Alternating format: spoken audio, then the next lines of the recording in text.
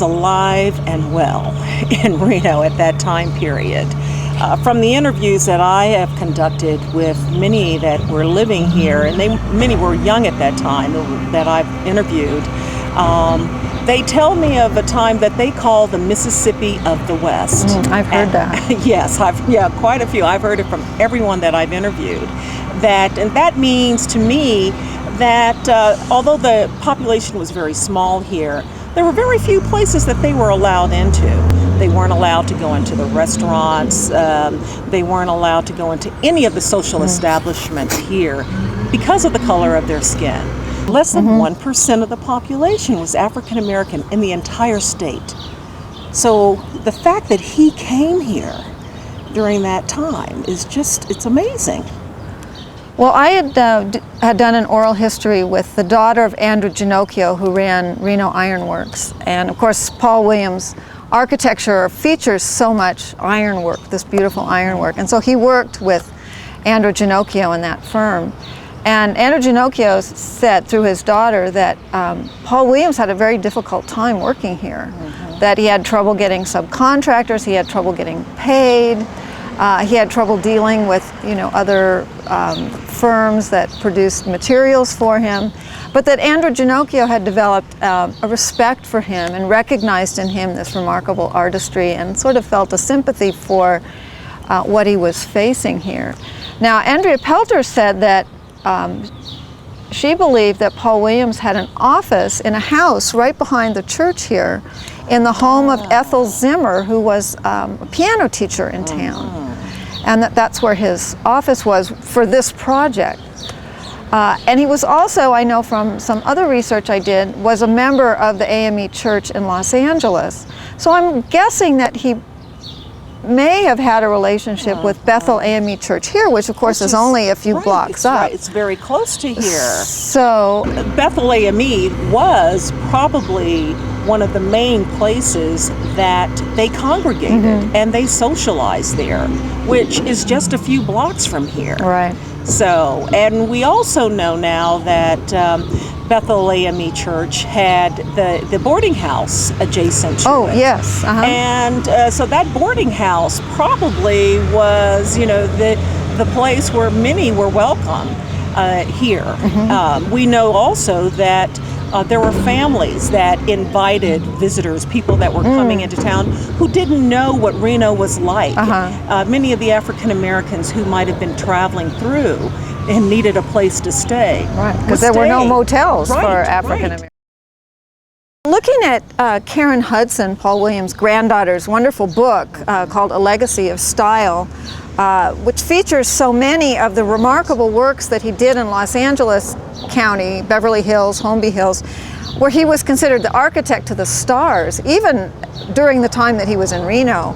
How do you think his designs in Reno stack up and compare to the work he did in Los Angeles?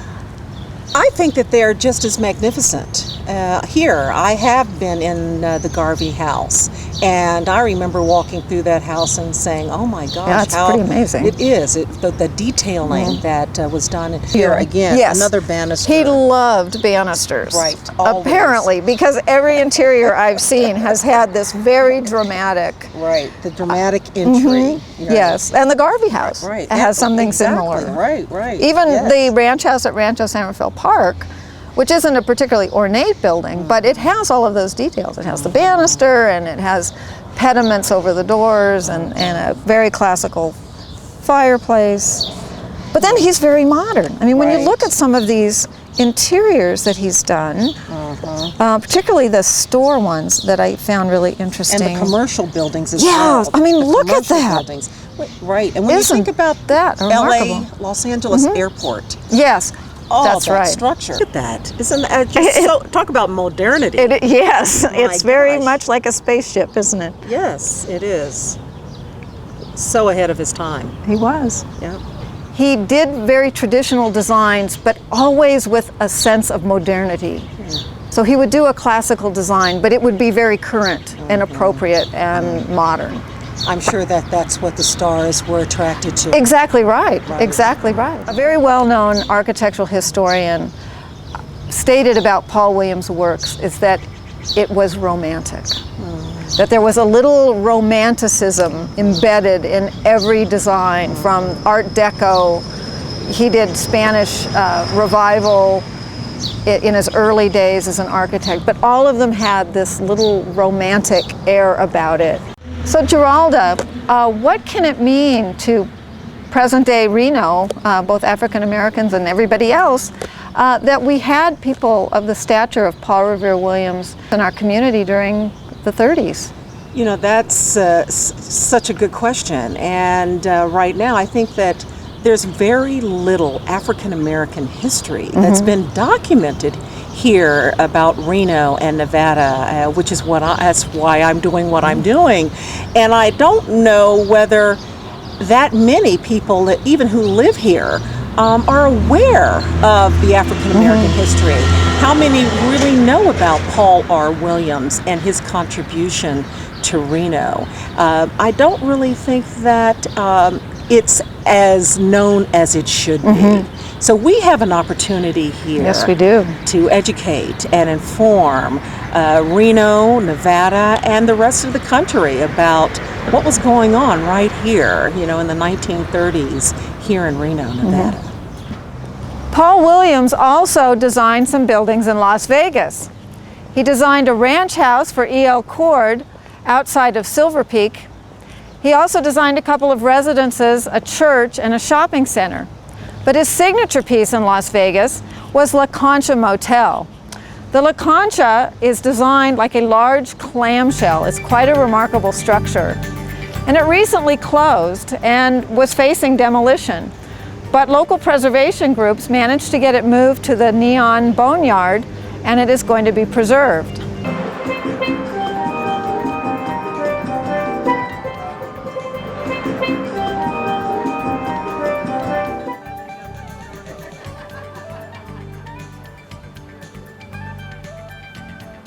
I've put it as one of our priorities in order to preserve our history here. As you know, the City of Las Vegas is really very interested in making sure that we do not implode those things that really make us special and different. We have the post office building that we're renovating into the Mob Museum. We've got the Fifth Street Elementary School that we're making into an intellectual marketplace, the high school. I mean, these are jewels, and this particular edifice here is very, very special. It was designed by an African American architect. Very few people know that, and it's a beautiful structure which is far ahead of its time. And to have allowed this to just go the way of all structures, as is usually the case here, would have been a shame and a crime. So we made arrangements to have it down here. This will be the entryway to our Neon Museum. It's very special. And we've got the Neon Boneyard in the back here, and those are things that differentiate us and make us distinctive from any other city. Nobody else has neon as our native art form, and this will preserve it and be available to the entire world. This will be a spot, you'll see this in every movie that they make about Las Vegas. Please join us in preserving and celebrating our state's colorful heritage. Call 775-684-3448 or visit us at nevadaculture.org. Besides administering grants, the Preservation Office maintains state and national registers of historic places and runs the State Historic Marker Program. The Preservation Office is part of the Nevada Department of Cultural Affairs, along with the State Library and Archives, Nevada Arts Council, and Division of Museums and History. Through these agencies, the state of Nevada offers a wealth of cultural programs for residents and visitors alike. We invite you to check out our website or call 775-687-8323 in Carson City. And see you next time on Exploring Nevada.